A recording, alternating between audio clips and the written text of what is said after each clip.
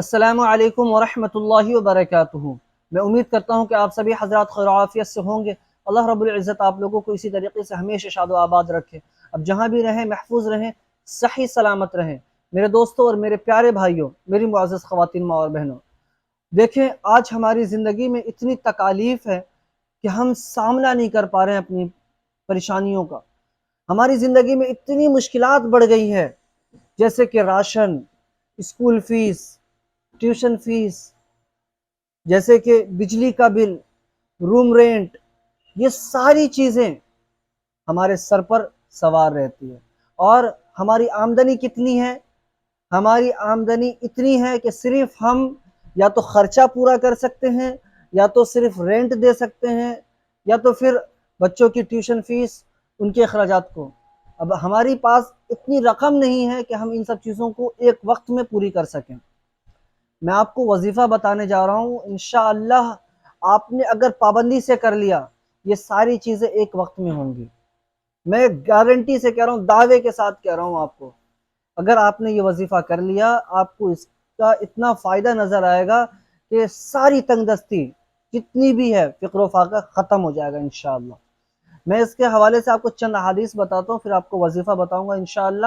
آپ اس پر عمل کیجئے گا، ویڈیو کو آخر تک دیکھ کے جائیے۔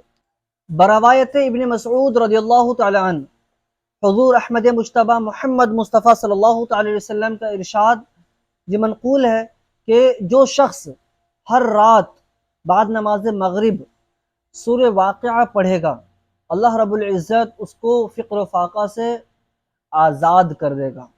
دیکھیں، آزاد ہو جائے گا، یعنی کہ تنگ دستی آ ہی نہیں سکتی، آزاد ہے وہ۔ یہ حضور گرامی صلی اللہ علیہ وسلم نے فرمایا ہے، کوئی کسی دنیا دار نے اور کسی عام انسان نے نہیں، جو نائب پروردگار ہے اس کا فرمان عالی شان ہے۔ وظیفہ کیا ہے؟ سورہ واقعہ آپ نے بعد نماز مغرب ایک مرتبہ صرف پڑھنا ہے، ایک مرتبہ صرف آپ نے معمول بنا لینا ہے ہر روز کا۔ بعد نماز مغرب کونے میں بیٹھ جانا ہے، سورہ واقعہ کی تلاوت کر لینی ہے، دعا مانگ لینی ہے آپ نے، ٹھیک ہے؟ اور اسی وقت اول و آخر آپ نے 3 مرتبہ، 7 مرتبہ، 11 مرتبہ آپ نے پیارے آقا صلی اللہ تعالی وسلم کی مقدس بارگاہ میں درود شریف پیش کر دینا ہے۔ دیکھیں، جب آپ درود شریف حضور کی بارگاہ میں پیش کرتے ہیں نا، آپ نے پہلے بھی درود پڑھ لیا، آخر میں بھی درود پڑھ لیا، بیچ میں جو بھی تھا سارا مقبول ہو گیا، کیونکہ درود شریف مقبول ہے۔ تو جب اس طریقے سے حضور کی بارگاہ میں پیش کریں گے نا فرشتے، اللہ رب العزت کہے گا کہ میرے محبوب کے صدقے قبول فرما لو، وہ قبول ہو جائے۔ اس طریقے سے آپ کریں، انشاءاللہ آپ کی زندگی میں بہت خوشحالی پیدا ہوگی اور آپ بہت خوش رہیں گے۔ سورہ واقعہ کو آپ ایسی نہیں سمجھیں، بہت زیادہ فضیلت ہے اس سورت کی، آپ اپنی زندگی میں اس کو اپنائیں، احباب کے ساتھ شیئر کریں۔ لائک، سبسکرائب یہ سب آپ کی مرضی ہے، میں اس کے لیے نہیں کہتا اپنی ویڈیو میں، بس آپ احباب کے ساتھ شیئر کریں اور مجھے اپنی دعاؤں میں یاد رکھیں۔ السلام علیکم۔